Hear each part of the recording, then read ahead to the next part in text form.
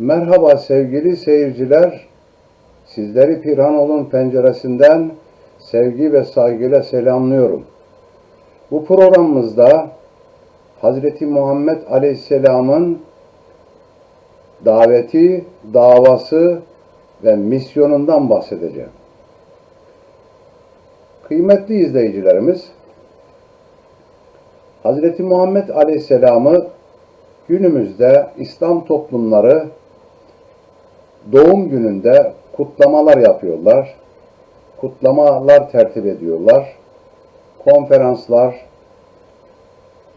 mevlidler, ilahiler, konuşmalar vesaire vesaire gibi etkinlikler düzenleniyor. Bu iyi, hoş ama Hz. Muhammed Aleyhisselam'ın esas da misyonu neydi? Davası neydi? Daveti neydi?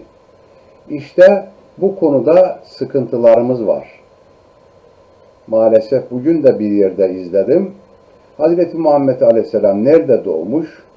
İşte çocukluğu, gençliği vesaire bunlar anlatılıyor. Oysa ki bunlar evet anlatılmalı.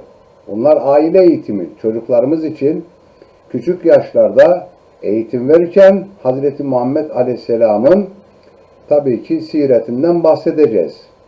Ama genellikle siret değil de surete dönüşüyor. Yani programlar tamamen yapmacık gibi. Oysa bizler ne yapmalıyız? Hz. Muhammed'in siretinden bahsetmeliyiz. Yani davasından, davetinden ve misyonundan bahsetmeliyiz. Ben bu programda kendi bilgime dayanarak, bilgilerimce edinmiş olduğum araştırma neticesinde Hz. Muhammed Aleyhisselam'ın misyonu neydi, davası neydi, daveti neydi? Öncelikli olarak Kalem suresi 3. ayette Allahu Teala Hz. Muhammed'le ilgili şöyle buyuruyor. Estağfirullah. Ve inneke leala hulukin azim. Sen yüksek bir ahlaka sahipsin diyor. Birinci misyon neymiş? Birinci misyon bu. Ahlak. Hazreti Muhammed ahlaklı bir insandı. Ve ahlaklı olmaya çalıştı ve o ahlakı kendi ifadesinden bu istuli ükemmime mekarimel ahlak dedi. Yani ben güzel ahlakı tamamlamak için gönderildim buyuruyor. O hayatı boyunca ahlak ilkelerine sadık kaldı, bağlı kaldı ve ahlaklı bir yaşam, bir hayat, peygamberlik, nebilik ve devlet başkanlığı yaptı. Ve bizlere yine Ahzab suresinde geçtiği gibi örneklik teşkil etti. لَقَدْ كَانَ لَكُمْ ف۪ي رَسُولِ اللّٰهِ اُسْوَةٌ حَسَنَةٌ Allah'ın Resulü'nde sizler için güzel örnekler var diyor. Evet, biz ne yapıyoruz? O güzel örnekleri hayatımıza geçirmedik, geçiremiyoruz maalesef. Yani Muhammedi ümmeti, ümmet topluluğunu oluşturamadık maalesef. Evet, maalesef diyoruz. Çünkü göstermelik bir takım anmalar, programlardan öteye geçemiyoruz. Yani içimize sindirememişiz. Hazreti Muhammed'i Kur'an'dan öğrenip onu hayatımıza örneklik teşkil edememişiz maalesef. Diğer başka bir ayette ise Hazreti Muhammed'le ilgili şöyle buyuruyor. Yine Ahzab suresi ayetleri Ya eyyühen nebi inna enzelnâhu şahiden ve mübeşşiren ve nezîrâ Biz seni müjdeleyici ve nur saçan bir kandil kıldık diyor. Hz. Muhammed Aleyhisselam hep müjdeleyici olmuştur.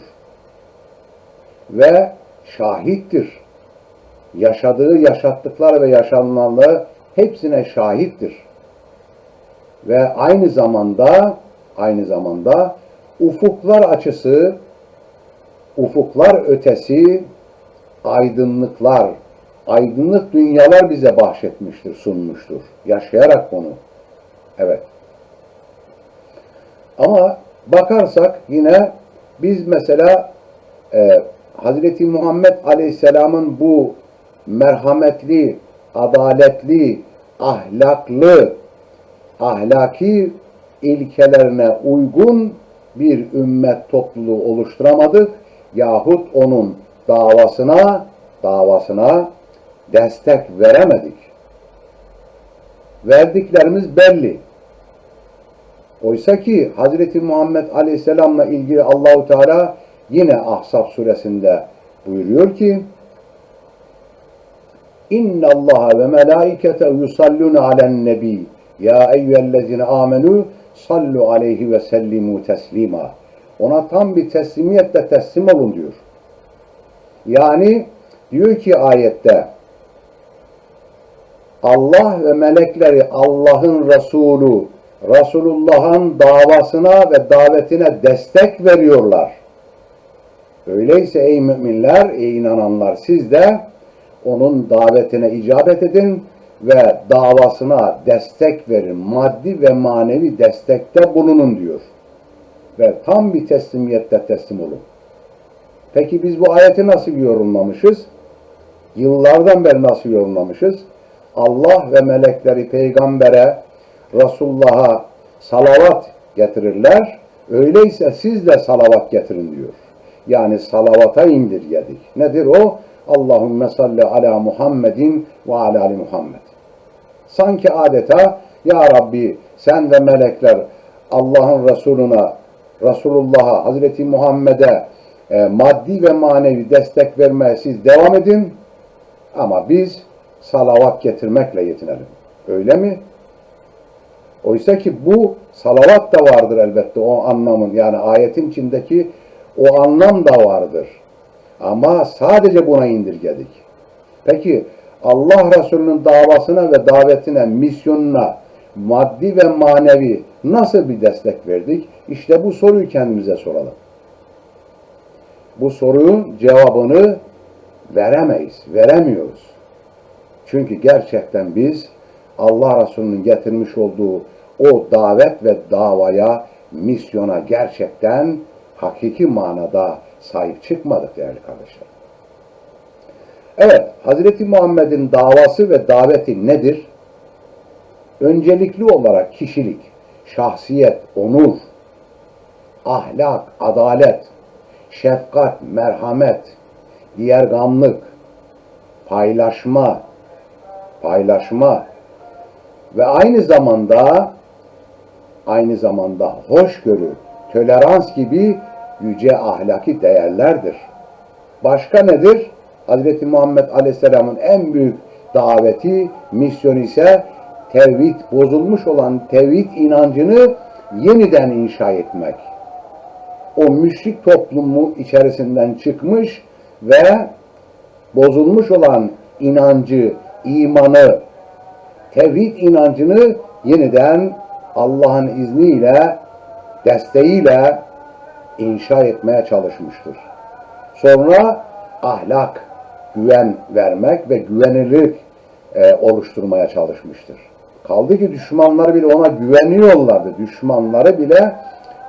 güveniyorlardı. Bakın ne kadar önemli değil mi? Peki biz bugün müminler, Müslümanlar olarak güven veriyor muyuz? Güven içinde miyiz?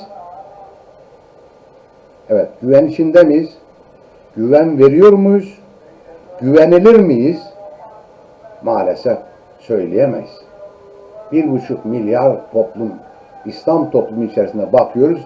Maalesef bugün güven veren bir toplum olmaktan çıkmışız. Ahlaki değerlerimiz yozlaşmış, alt üst olmuş, dejenerasyona uğramış. Maalesef yozlaşma derinleşiyor. Diğer bir misyonu neydi? Birçok misyonu vardı da ben bu videomda, bu çalışmamda kısaca anlatmaya çalışıyorum. Eşitlik ilkesiydi.